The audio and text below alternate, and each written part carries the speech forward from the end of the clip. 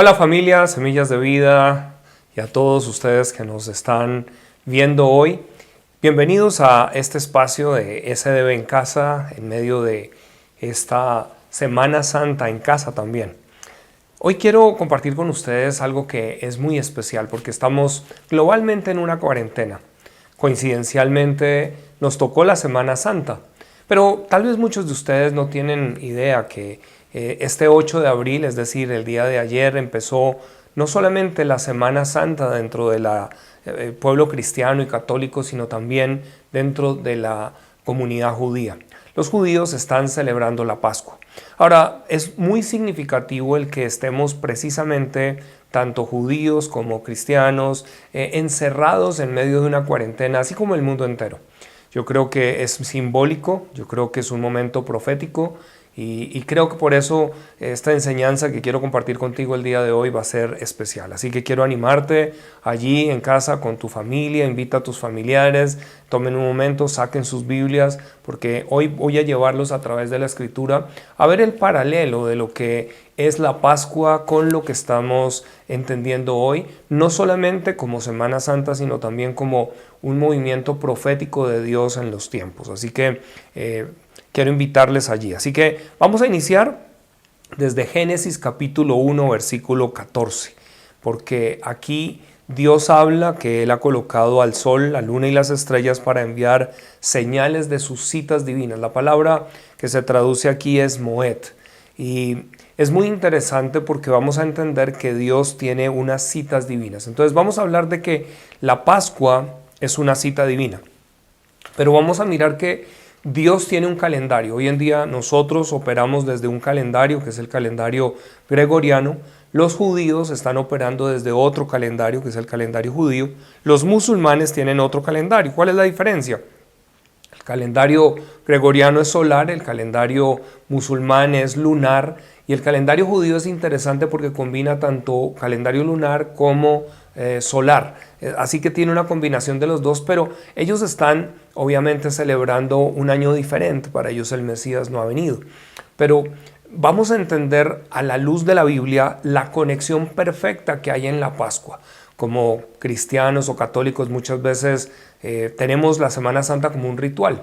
De hecho, si no hubiera habido un coronavirus estaríamos muchos, ¿cierto?, con seguridad de vacaciones y fuera intentando viajar o algunos hasta de parranda. Pero nos ha tocado estar en una cuarentena que es muy simbólica porque realmente es un momento de reflexión, es un momento de introspección, pero es un momento de entendimiento para elevar nuestra espiritualidad y reconocer lo que Dios no solamente hizo por el pueblo de Israel, sino quiere hacer por la humanidad. Entonces, hablando de estas citas divinas, ahora acompáñame a Levítico 23 y vamos a mirar dentro del calendario judío lo que Dios establece que sea celebrado y recordado. Dice aquí, da las siguientes, voy a leer del verso 2, dice, da las siguientes instrucciones al pueblo de Israel. Estos son los festivales establecidos por el Señor, los cuales ustedes proclamarán como días oficiales de Asamblea Santa. Entonces es importante entender que este es, digámoslo así, los festivales. Ahora esa palabra festivales realmente quedó mal traducida. La palabra original es la misma que está en Génesis que leí hace un momento, Moed. Es decir, que si nosotros lo traducimos correctamente, en Génesis esa palabra sería mejor traducida como una estación o una cita divina. Ahora, cuando hablamos de estaciones, usted y yo pensamos de una vez en verano, invierno, otoño, ¿cierto? Pero realmente esto habla de unas estaciones distintas. Está hablando de una cita o estación de Dios para llevar a cabo algo. Así que esas citas podríamos traducir Levítico 23 de esta manera. Da las siguientes instrucciones al pueblo de Israel. Estas son las citas divinas establecidas por el Señor, las cuales ustedes proclamarán como días oficiales de Asamblea Santa. O sea que Dios acá, en el libro de Levítico, muy interesante, les deja establecidos algo. Ahora, vamos a leer cuáles son esas citas divinas o festividades que los judíos deben celebrar a perpetuidad. Son la Pascua, es decir, si tú lees todo el capítulo 23 de Levítico vas a encontrar esto. La Pascua, los panes sin levadura, las primicias, Pentecostés, que es el mismo Sukkot, Rosh Hashanah, o lo que se llama la fiesta de las trompetas, Yom Kippur, o fiesta de la expiación, y por último los tabernáculos. Ahora, estas citas divinas, o como estamos diciendo, estaciones, es algo que Dios les establece. Ahora, esto está siendo establecido después de que ellos han vivido la Pascua. Estamos en este momento sobre lo que llamamos la Pascua. Pero la Pascua judía es muy interesante porque nosotros podemos comprender que dentro de la Pascua judía, los judíos la llaman el Pesaj, en el inglés se llama el Passover, me gusta en el inglés porque es el pasar por encima, y está haciendo referencia al momento cuando Dios los liberta de Egipto y el ángel que venía, que es el ángel de muerte, destruye a todo primogénito, pero lo que hace es proteger a todo el pueblo judío. Esto es muy interesante. Entonces, vamos a hoy tomar un momento para entender el paralelo perfecto de las primeras 4 fiestas, porque estas 4 fiestas ya se celebraron. Nos quedan pendientes 3, pero las 4 primeras vamos a ver el paralelo perfecto que hay con Jesús, con su venida a la tierra.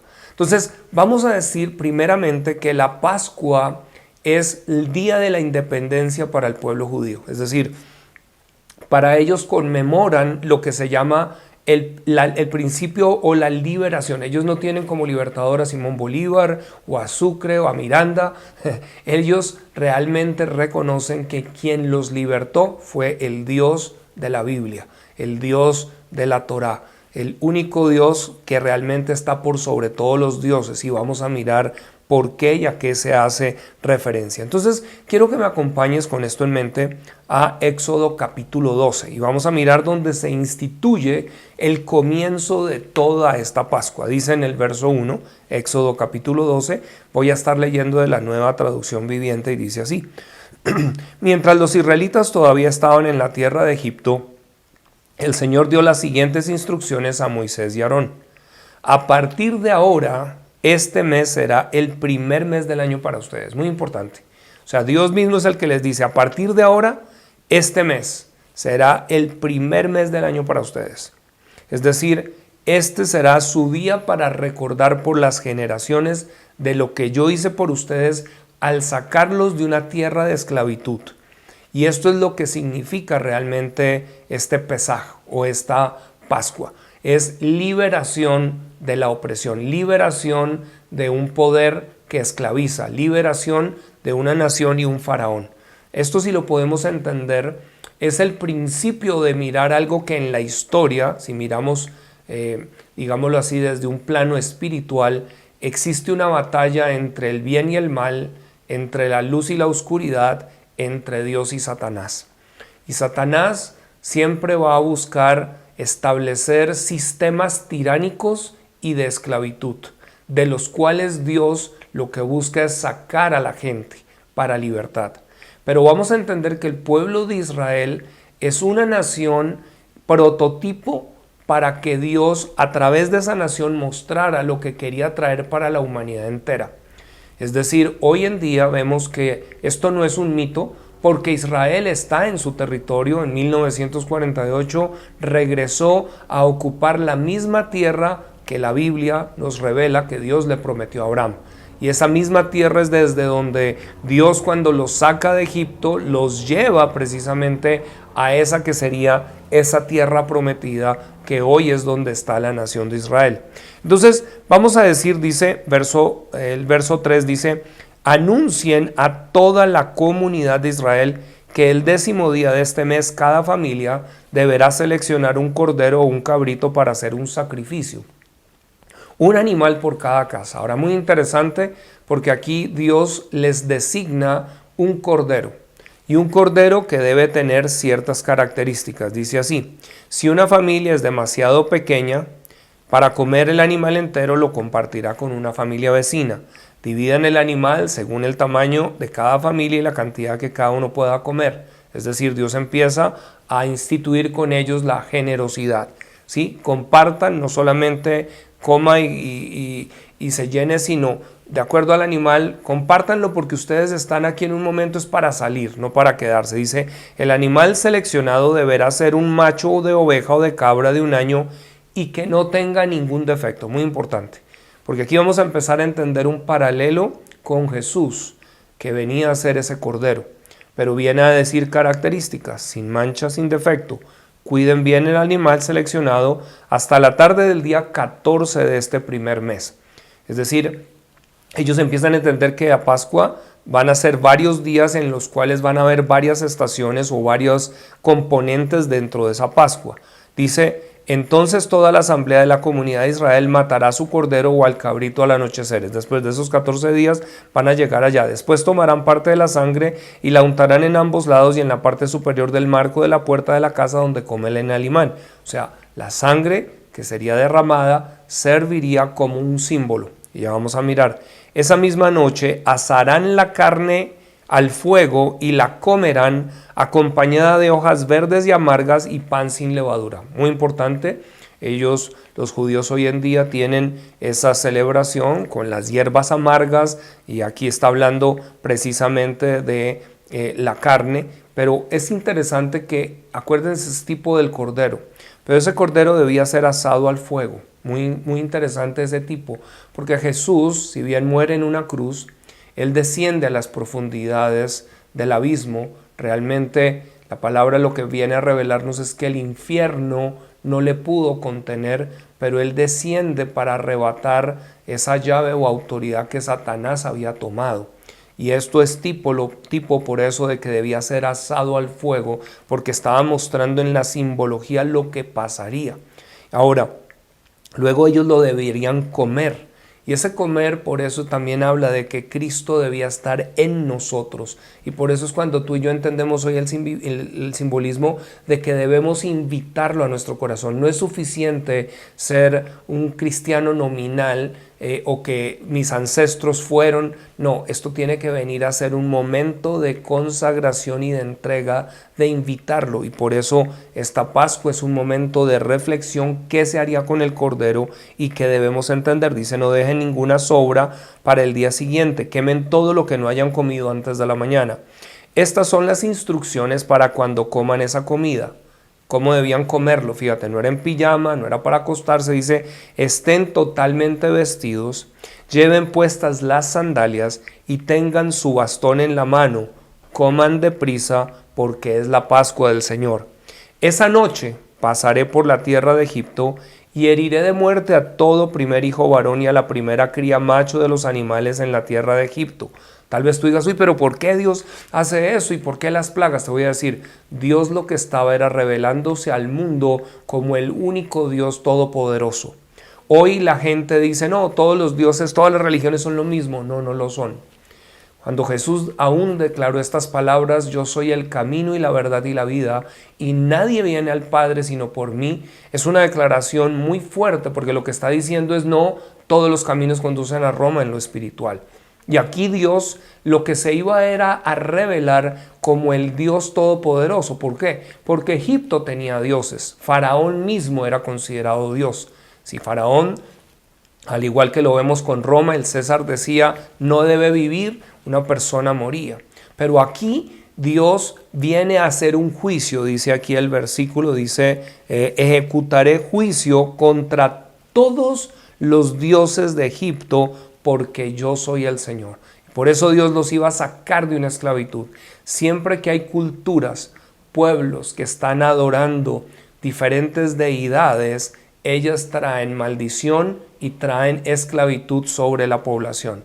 Si la humanidad, y parte de lo que vamos a ver en medio de todo esto, es que la gente va a darse cuenta que habían élites que estaban dentro de satanismo tratando de buscar una aniquilación de la población del mundo.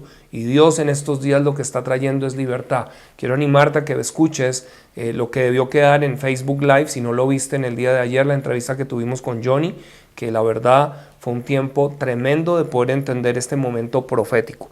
Pero dice, pero la sangre sobre los marcos de las puertas servirá de señal para indicar las casas donde ustedes estén. Cuando yo vea la sangre pasaré de largo. Esta plaga de muerte no los tocará a ustedes cuando yo hiera la tierra de Egipto.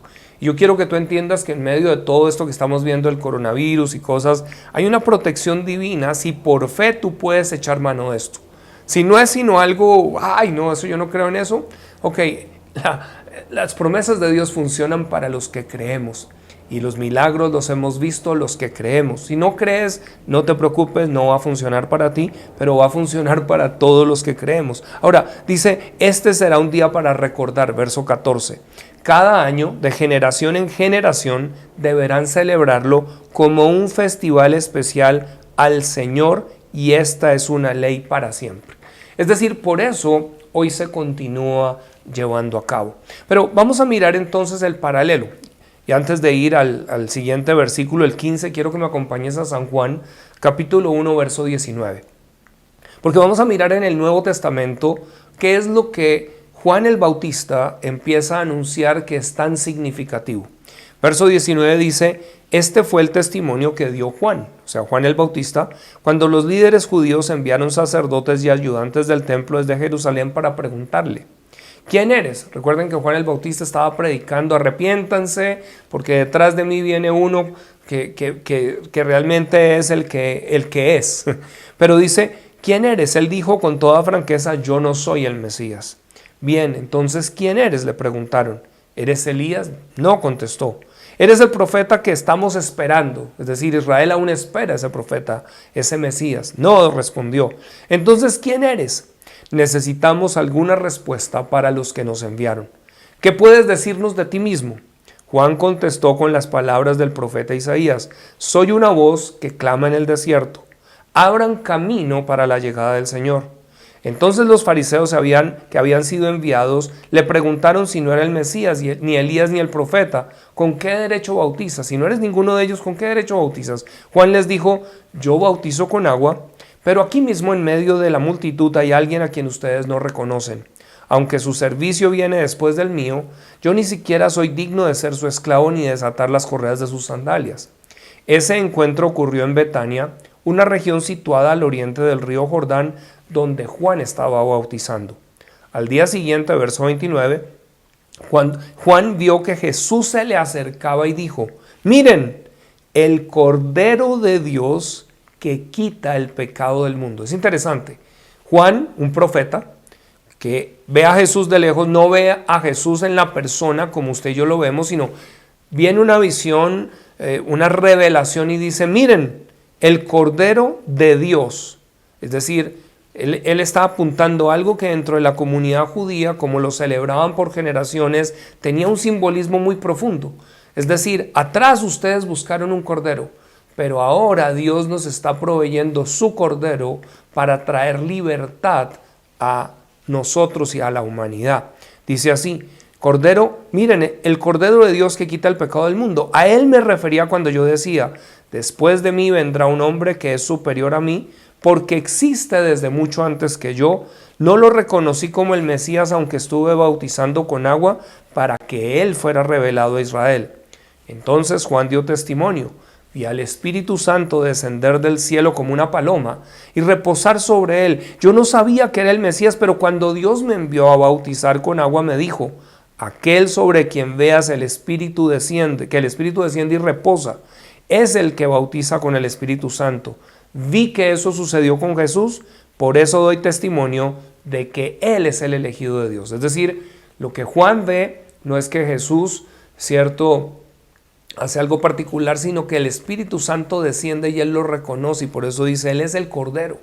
Ahora, si entendemos y regresamos a Éxodo capítulo 12, vamos a ir ahora al versículo 15, vamos a mirar que hay un simbolismo perfecto, porque vamos a entender que esta es la primera, recuerdas, cita divina. Estamos hablando de la Pascua, estamos hablando de los panes sin levadura, vamos a hablar luego de las primicias y por último Pentecostés.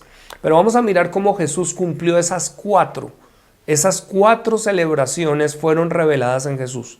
Entonces vamos a mirar que Jesús es ese Cordero que quita el pecado. Y es ese Cordero que su sangre precisamente tiene un simbolismo de protección. Cuando tú estás en Cristo, tú estás siendo protegido porque hay una marca sobre ti que el infierno no puede tocar. Por eso dice la palabra, y el maligno no le toca. O sea, cuando tú entiendes esto por fe. De lo contrario, si es un mito para ti, estás abierto al enemigo. Pero ahora vienen las instrucciones de qué debían hacer los judíos, y esto es lo que ellos hacen 7 días antes de empezar este momento de Pascua. Dice, durante 7 días tendrán que preparar sin levadura todo el pan que coman. El primer día del festival quiten de sus casas todo rastro de levadura. Cualquiera que coma pan con levadura en estos 7 días del festival quedará excluido de la comunidad de Israel. El primer día del festival y también el séptimo, todo el pueblo celebrará un día oficial de asamblea santa. Está prohibido hacer cualquier tipo de trabajo en esos días, excepto para la preparación de alimentos.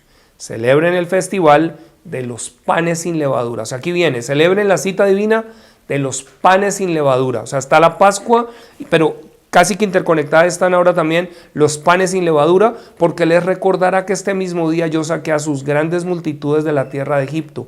Este festival será para ustedes una ley perpetua. Celebren este día de generación en generación. Tendrán que preparar sin levadura todo el pan que coman desde la tarde del día 14 del primer mes hasta la tarde del día 21 del mismo mes. Durante esos 7 días no debe haber ni un rastro de levadura en sus casas. Cualquiera que coma algo preparado con levadura durante esta semana será excluido de la comunidad de Israel. Estas ordenanzas se aplican tanto a los extranjeros que viven entre ustedes como a los israelitas de nacimiento. Durante esos días no coman nada que tenga levadura. Donde quiera que vivan, coman pan únicamente sin levadura. ¿De qué? Aquí hace referencia a esa levadura y es muy interesante. Porque los judíos deben empezar, como vimos 7 días antes, a sacar todo lo que contiene levadura. Está hablando de los granos, está hablando del trigo, está hablando de, creo que cebada. Hay como 6 granos, pero tiene una tipología muy interesante. Porque tú y yo necesitamos también limpiarnos de levadura. Necesitamos hacer una introspección. Así como se revisa la casa, tú y yo necesitamos revisar la casa. Jesús dijo, ¿cierto? Y el apóstol Pablo por revelación dice, ustedes son templos del Espíritu Santo.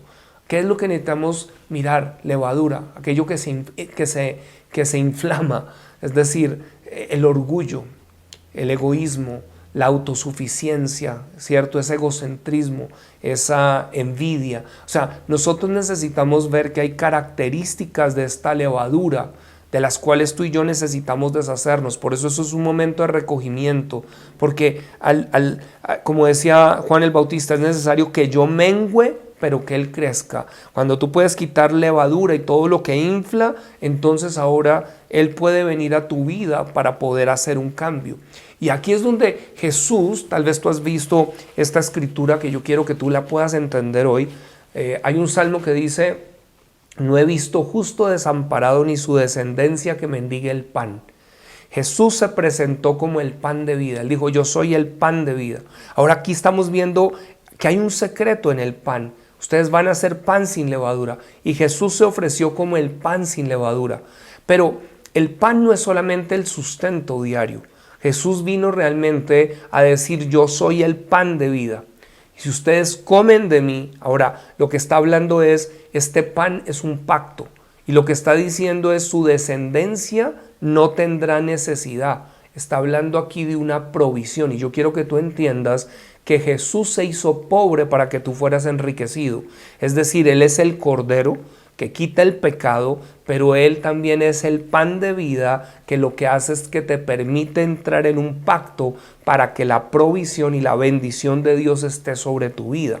Y esto es poderosísimo. Así que empezamos a entender esos 2 elementos, ¿cierto? ¿El paralelo cuál es? Cuando Jesús entra allí al pretorio y es llevado flagelado y va ahora a la cruz, está sangrando. Su sangre está siendo derramada como expiación. Todo el camino esa sangre estuvo cayendo. Y cuando Él empieza a ser sujetado a esa cruz, lo interesante es que está siendo amarrado en la misma hora en que en el templo de los judíos empezaba toda la ceremonia de la Pascua. Y esto es donde vamos a mirar de qué trata y cómo miramos esto. Así, aquí yo quiero que tú lo puedas entender. Entonces Jesús está siendo atado a la cruz mientras los corderos en el templo están bramando porque también están siendo atados. Y el paralelo es como Jesús muere en esa cruz en la tarde, que es también cuando se lleva a cabo ese sacrificio. En la mañana estaba el sacrificio en la mañana, pero en la tarde está el otro sacrificio. Y Jesús cumple perfecto hace el cumplimiento perfecto de la profecía. Pero luego estamos hablando de algo interesante, porque 3 días después se celebraban las primicias. Y eso es lo que nosotros celebramos el domingo de resurrección. Y es interesante porque Jesús viene a ser el primogénito, es decir, el primero en resucitar con un nuevo cuerpo. Lázaro resucitó, pero no tuvo un nuevo cuerpo. El hijo de la viuda de Naín resucitó porque Jesús oró por él, pero no tuvo un nuevo cuerpo. Pero Jesús resucitó con un nuevo cuerpo, ¿recuerdas? Y la Biblia lo que dice es que Él vino a ser el primogénito de muchos que seguiremos esa misma realidad. Mira, 1 Corintios capítulo 15, verso 23. 1 Corintios 15, 23. Es muy interesante porque la palabra allí se traduce reishet. En Levítico también se traduce como primicias, y a Jesús se le da también ese simbolismo, que Él es el reishet, o Él es las primicias o los primeros frutos. Dice, pero cada uno en su debido orden, Cristo, las primicias, luego los que son de Cristo en su venida. Luego el fin, cuando entregue el reino al Dios y Padre, cuando haya suprimido todo dominio, toda autoridad y potencia, porque preciso es que Él reine hasta que haya puesto a todos sus enemigos debajo de sus pies, y el postrer enemigo que será destruido es la muerte. Esta es una declaración que por el apóstol Pablo el Espíritu Santo le unge para entender que Cristo viene a ser las primicias, pero también de lo que está hablando es que todo aquel que recibe a Cristo es una nueva criatura, es una nueva especie. Empezamos desde ahora, si bien todavía hay un cuerpo que necesita ser renovado, estamos con la capacidad de por eso reinar y venir a traer un cambio sobre la humanidad. Es decir, poder entender que estamos llamados para hacer una respuesta. Y Dios en este momento, quiero decirte, este es un tiempo en donde Dios lo que está trayendo es una respuesta sobre la humanidad. Pocas personas ven este momento como un momento de esta Pascua, entendida que es un momento también en donde Dios está trayendo un juicio.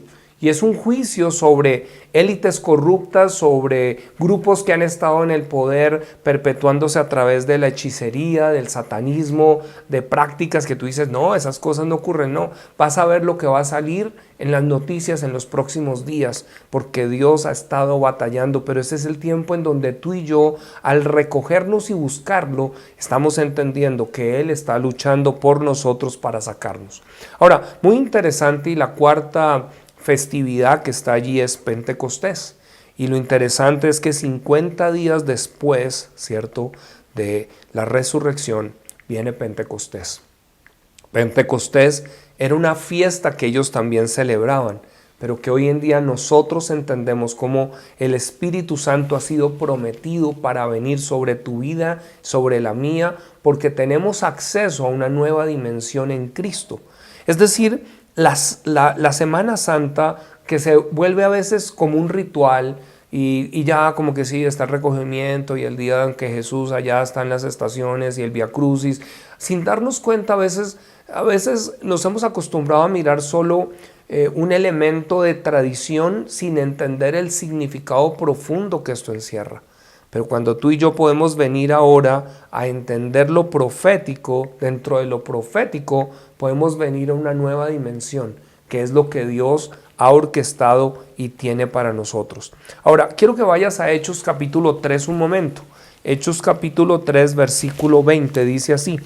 Entonces, dice, de la presencia del Señor vendrán tiempos de refrigerio, y Él les enviará nuevamente a Jesús. O sea, Jesús será enviado nuevamente. El Mesías designado para ustedes, pues Él debe permanecer en el cielo hasta el tiempo de la restauración final de todas las cosas, así como Dios lo prometió desde hace mucho mediante sus santos profetas. O sea, Dios no solamente vino para una Pascua, fíjate, para el pueblo de Israel. Es interesante que Cuando miramos la Biblia nos damos cuenta que Jesús viene para el pueblo de Israel. De hecho, todo lo que Él hace, lo hace primeramente para los judíos. Pero también Él todo el tiempo está empezando a hablarles del reino de Dios. No está hablándoles del reino de Israel. Los judíos estaban esperando la restauración del reino de Israel. Porque si tú miras en la historia, la nación de Israel había llegado a ser un reino, y un reino poderoso.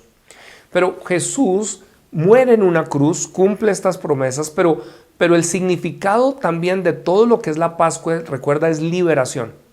Ahora, Jesús no solamente estaba trayendo liberación para un pueblo, que era el pueblo judío, sino el plan de Dios desde Génesis 12, cuando Dios le habla a Abraham, le dice a Abraham: sal de tu tierra y de tu parentela, eso es Génesis 12, 1, 2, a la tierra que yo te mostraré, te bendeciré, haré de ti una gran nación, primero le dice, haré de ti una gran nación, te bendeciré, engrandeceré tu nombre, y serás bendición y serán benditas en ti todas las familias de la tierra. Ese es el plan estratégico de Dios. Entonces, lo primero que hace Dios es, haré de ti una gran nación, Israel. Israel como modelo al mundo para mostrar que Dios quiere rescatar a la humanidad de un enemigo tirano que va a tratar de someter a la humanidad siempre a una esclavitud. Ahora, son liberados de Egipto y hoy en día Israel está en su territorio. Pero cuando viene Jesús, Él empieza a hablar ahora del reino de Dios. Es decir, no se trata solo de Israel, es las naciones de la tierra. Y yo he venido es para las naciones. ¿Qué es lo que viene en Pentecostés? En Pentecostés dice en Hechos capítulo 2 que habían habitantes de todas las naciones bajo la tierra.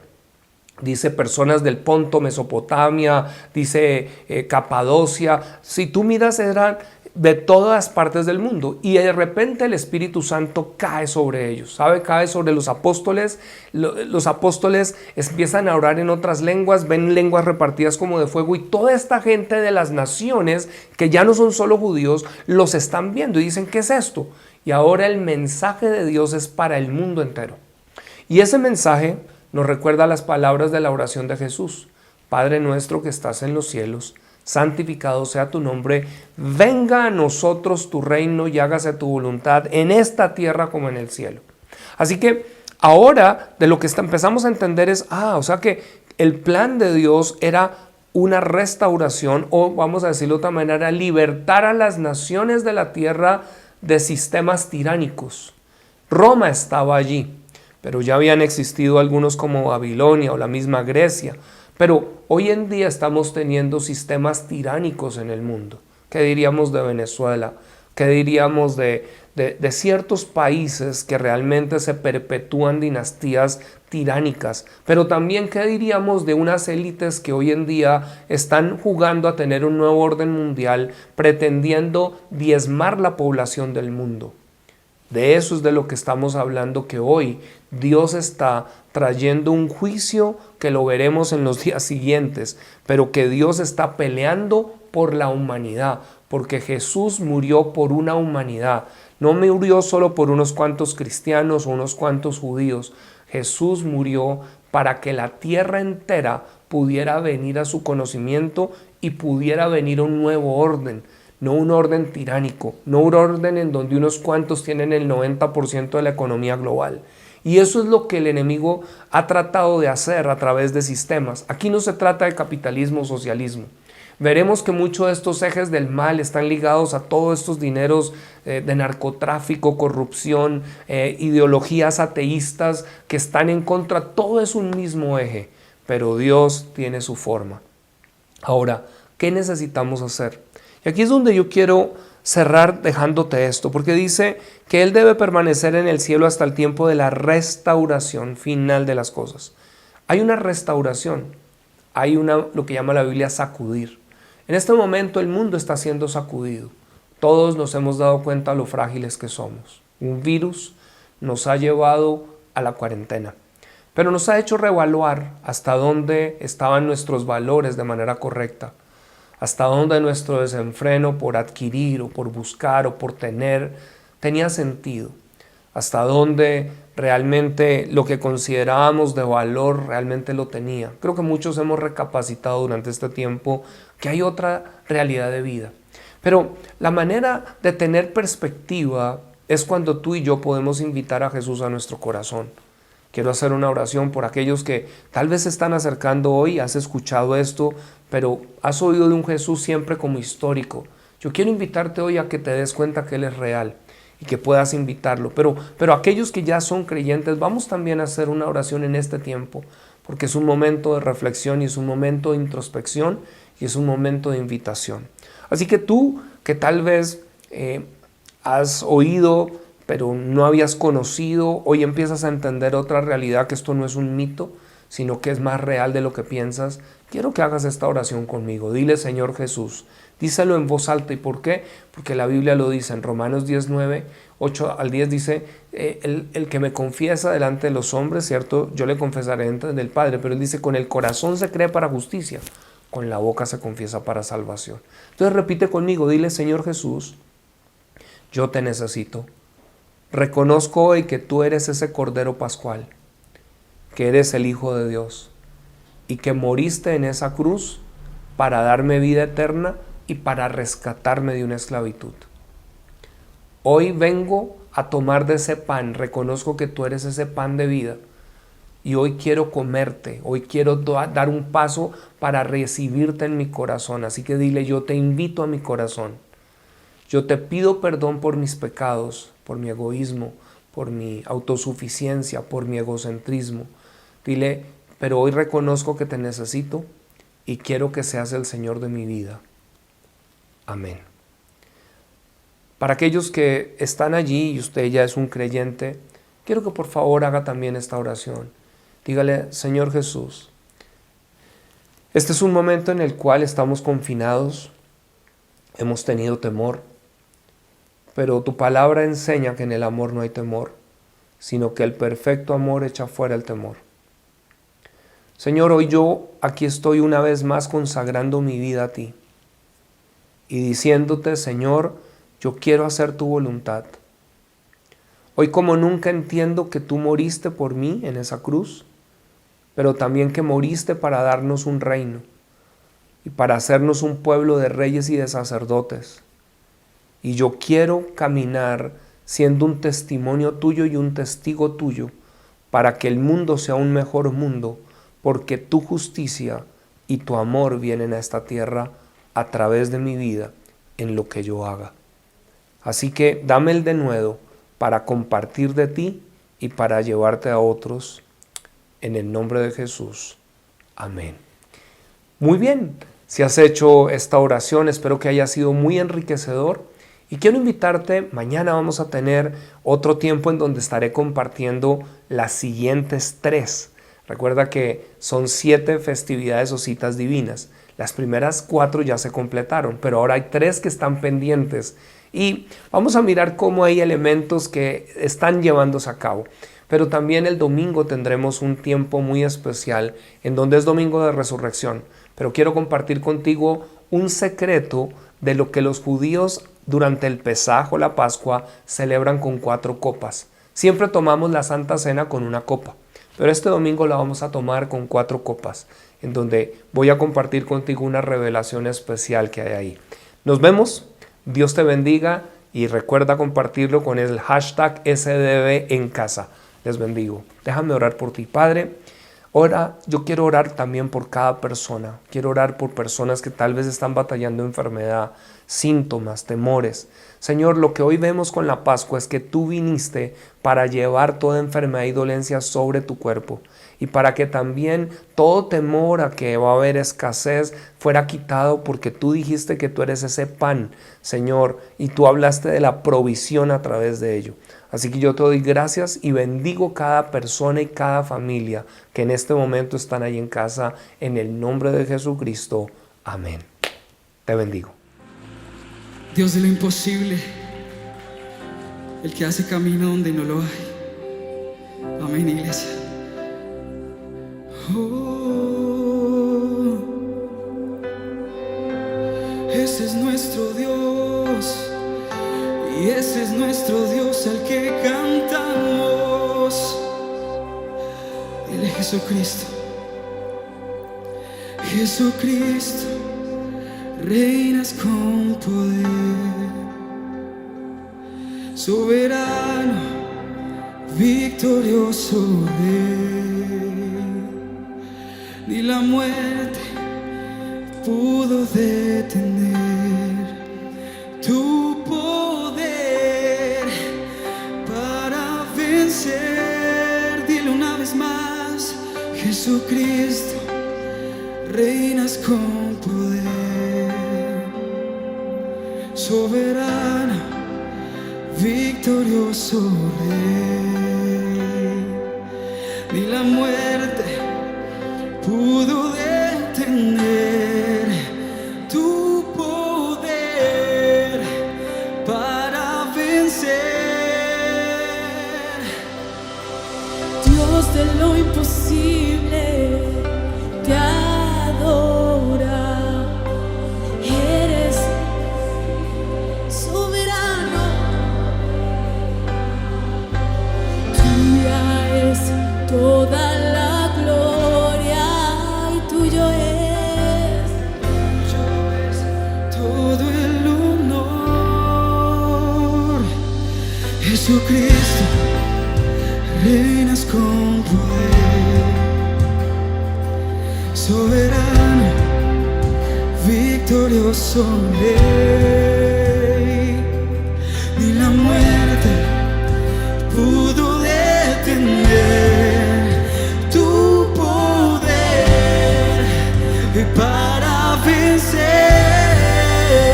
Dios de lo imposible, Dios de lo imposible, te adoramos. Eres invencible, soberano, tuya es toda la gloria,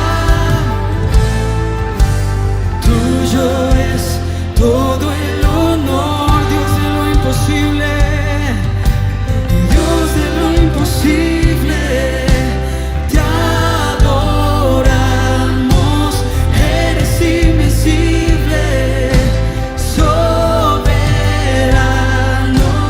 tuya es toda la gloria, tuyo es todo el honor, tuya es la gloria, tuya es toda la gloria, tuyo es todo el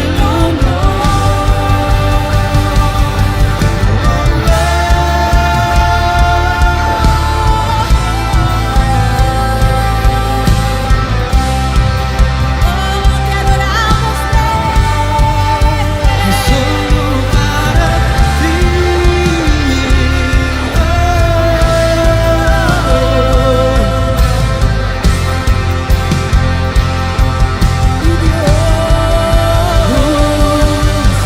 Dios de lo imposible, te adoramos. Eres invencible, soberano, y tuya es toda la gloria al Rey. Tuyo es todo el honor. Tuya es la gloria y tuya es toda la gloria. Por siempre. Tuyo es todo el honor. Dios de lo imposible, te adoramos. Eres invencible, soberano, tuya es toda la gloria, tuyo es todo el honor, tuya es toda la gloria, tuyo es todo el honor.